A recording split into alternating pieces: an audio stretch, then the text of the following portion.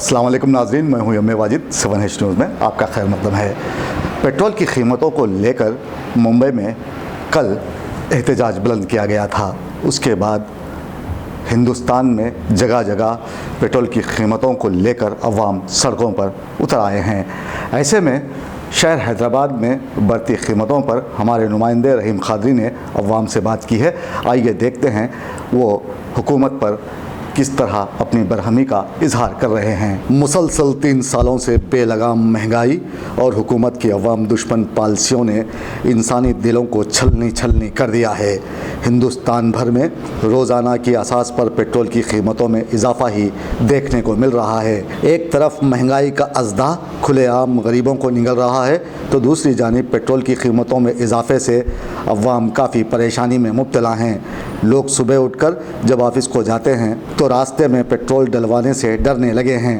Petrol की कीमतों में इजाफा उनके जेब पर भारी बोझ है और हुकूमत उनके एहतजाज, उनकी परेशानियों को समझने से कासिर है।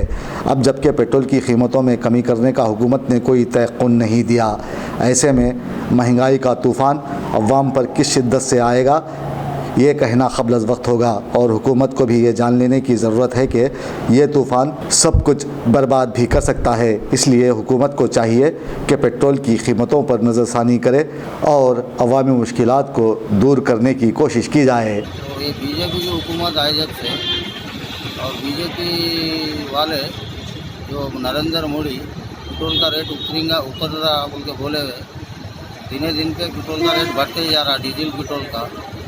मगर अब कांग्रेस की हुकूमत में ऐसा नहीं हुआ, ये बीजेपी आई जब से ऐसा हो रहा। लेकिन इस पर कांग्रेस हुकूमत भी कांग्रेस वाले धरना देना चाहिए। तेलंगाना और अब जो महाराष्ट्र मुंबई में जो धरने दे रहे हैं उसके ऊपर क्या रही है आपकी? वो तो कांग्रेस पार्टी वाले नहीं, कांग्रेस वाले सही दे रहे हैं वो धरना।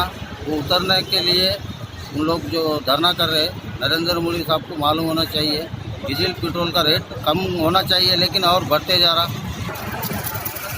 अच्छे दिन आएंगे बोले नरेंद्र मोदी साहब, अभी तक यही अच्छे दिन है क्या हमारे? ఈ పెట్రోల్ గురించి రోజుకి 10, 20, 30, 40, 50 రూపాయి నుంచి పెరుగుతూనే ఉంది. కానీ ఈ పాలిటిక్స్ వాళ్ళు మాత్రం ఎవ్వరు పట్టించుకోరు.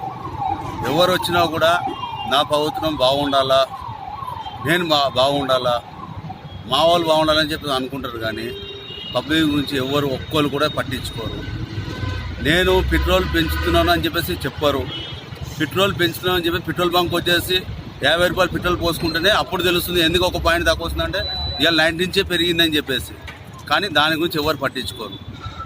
కానీ పెట్రోల్ రేట్ తగ్గిస్తున్నాం అంటే మాత్రము అందరూ 10 పైసలు, 15 పైసలు, 20 పైసలు కానీ తగ్గారు. పెంచితే మాత్రము రూపాయి నుంచి 4 రూపాయల వరకు పెంచుతారు.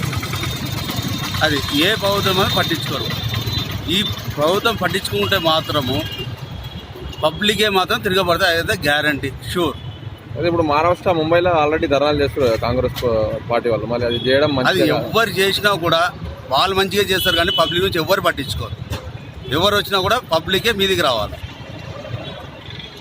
Thank you Kumar. हाँ साहब, डीजल का रेट रोज का रोज बढ़ते जा रहा। गरीब आदमी कैसा ऑटो चलाना क्या नहीं, पूरा परेशान है। दिन का दिन रोज डेली रेट बढ़ रहा। अभी 50-55 था, पूरा 70 रुपये हुआ डीजल का रेट। कैसा चलना पूरा।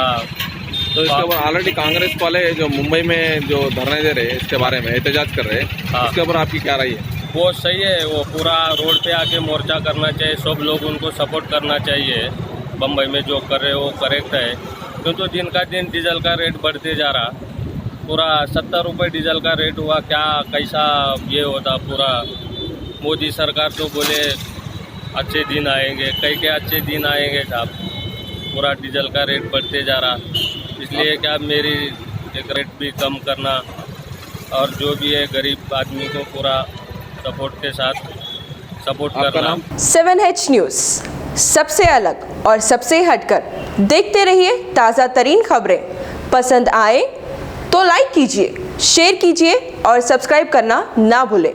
7H न्यूज़, आपकी आवाज़।